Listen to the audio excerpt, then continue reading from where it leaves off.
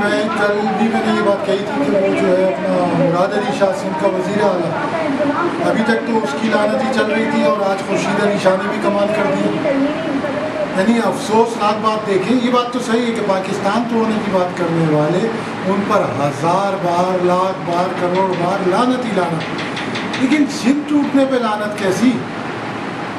یہ تو مجھے بتا دو آخر کہ سندھ ہے کیا مسئلہ؟ تو دھرتی ماں ہے، ہندو ہو آپ لوگ، ہندوانہ فلسفہ ہے، اور اگر اس کی بھی بات کر رہے ہو تو ہندوانہ فلسفے کی تو دھرتی ماں کے ذرا دیکھ تو لو کتنے صوبے ہیں ہندوستان میں، کتنے صوبے ہیں؟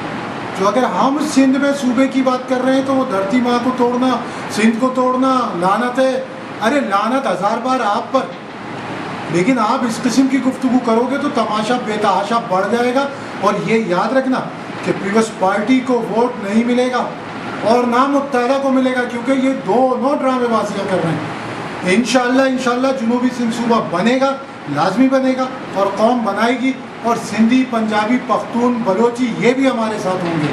بہت بہت شکریہ.